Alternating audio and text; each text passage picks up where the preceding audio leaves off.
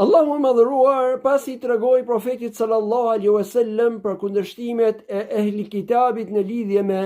numrin e djemve të shpellës, i jep atij disa udhëzime dhe i thot: "Fala tumari fihim illa mira'an zahira, wala tastafti fihim minhum ahada." Që do të thot, atëherë ti o profet, pas kësaj që të kemi shpallur, mos debato në lidhje me çështjen e djemve, vetëse ndonjë debat sipërfaqësor, dhe mos pyet askënd prej tyre prej ehli kitabit në lidhje me këtë çështje.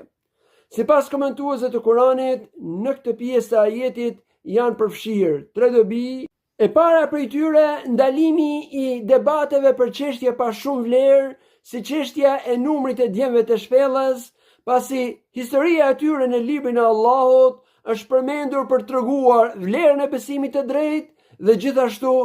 shembullin e mirë të sakrificës për hir të tij. Pastaj zhvendosja e bisedës apo e debatit tek gjëra dytësore është humbje e këtij qëllimi kryesor, dhe sa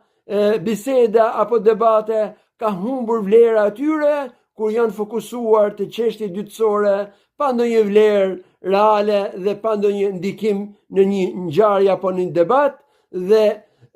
ajo që është e lejuar në rastet e tilla sipas ajetit është ai debati sipërfaqësor që, siç thon disa komentues të Kuranit, ti thuhet tjetrit nuk është çështja ashtu siç mendon, sepse nuk ka argument për të, dhe kjo lloj qasje jo vetëm që e jep vlerë argumentit në lidhje me një çështje të debatueshme, por edhe i mbyll portën debatit, sepse me fjalët e tilla përfundon debati. E dyta, dija merret prej atij që e posedon atë, dhe ai që se ka diçka nuk ka çfarë t'i jap tjetrit prej saj, dhe ehli kitabi në lidhje me këtë ngjarje, duke qenë se ka ndodhur herët në historinë e tyre, e kanë të pamundur të përcjellin atë me saktësi të plotë, dhe kështu profeti sallallahu alaihi wasallam ndalohet të pyes ata për çështjen e djemve, sepse sa njerëz kanë humbur kur kanë pyetur dikë që nuk ka njohuri të mjaftueshme apo ka njohuri sipërfaqësore të pa sigurta. E treta, në lidhje me çështjet e khilafit apo në ato çështje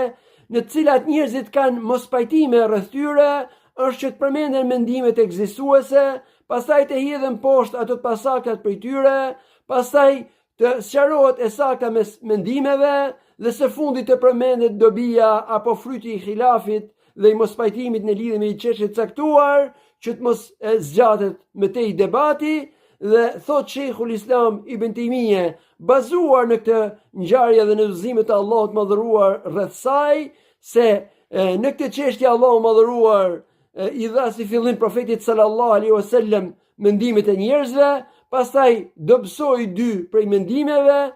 heshti ndaj të tretit duke na dhënë të kuptojmë se ai ishte i sakti, dhe së fundi e udhëzoi që të mos thellohen debat në lidhje me këtë çështje, sepse është diçka pa vlerë, dhe kjo është fundi apo dobia